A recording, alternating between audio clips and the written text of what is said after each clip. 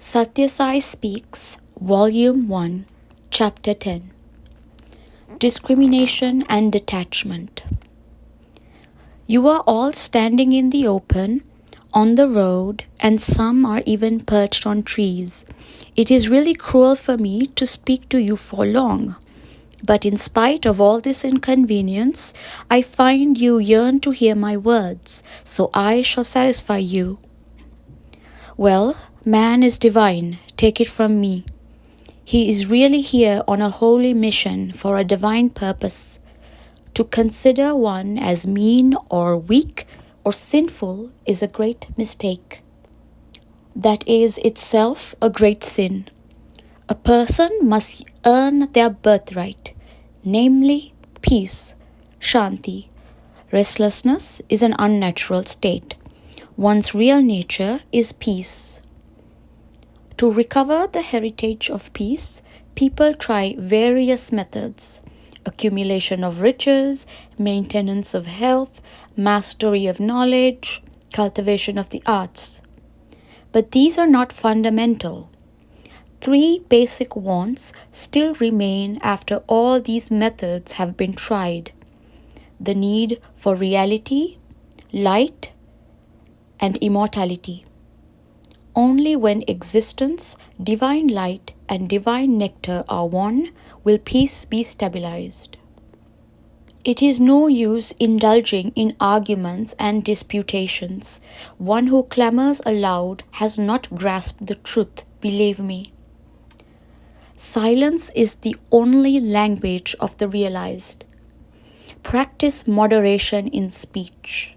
That will help you in many ways. It will develop love, prema, for most misunderstandings and factions arise out of carelessly spoken words. When the foot slips, the wound can be healed, but when the tongue slips, the wound it causes in the heart of another will fester for life. The tongue is liable for 4 big errors: uttering falsehood, scandalizing, finding fault with others, and excessive articulation. These have to be avoided if there is to be peace, shanti, for the individual as well as for society. The bond of brotherhood will be tightened if people speak less and speak sweet. That is why silence was prescribed as a vow for spiritual aspirants by the spiritual texts. You are all spiritual aspirants at various stages of the road, so this discipline is valuable for you also. Prema must transform all relationships. Love, prema, is what the individual and the nation must cultivate now for progress. Hindustan became great on account of the flood of prema that swept over the land for centuries. Prema must again transform all relationships: social, economic, educational, professional, family, religious, legal, and others. The father must love the child a little more intensely and intelligently. The mother must spread love to all who come within her influence. Children must love the servants. The sense of equality that everyone is the repository of the divine essence must transmute social and individual behavior. Discrimination and detachment are given only to humans. You can call me embodiment of divine love, Prema Swarupa. You will not be wrong. Prema is the wealth that I have and that I scatter among the miserable and afflicted. I have no other riches. The grace of the Lord is always flowing like the electric current through the wire.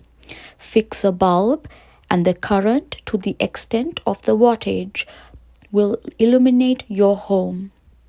The bulb is the spiritual exercise you perform. The home is your heart. Come to me gladly. Dive into the sea and discover its depth. There's no use dipping near the shore and swearing that the sea is shallow and has no pearls. Dive deep and you will secure your desire. Remember, the sword of prema has to be kept in the sheath of wisdom. The senses have to be rigorously controlled by discrimination and detachment, the twin talents given exclusively to humans. Discrimination instructs you how to choose your avocations and your associates. It tells you the relative importance of objects and ideals. Detachment saves you from too much attachment and injects a sense of relief at times of elation or despair. They are the two wings that lift the bird into the air. They hold before you the impermanence of the world and permanence of the bliss of reality. They prompt you to direct your lives towards spiritual disciplines and the never-failing contemplation of the glory of the Lord. Gudur, 1958, July 22nd.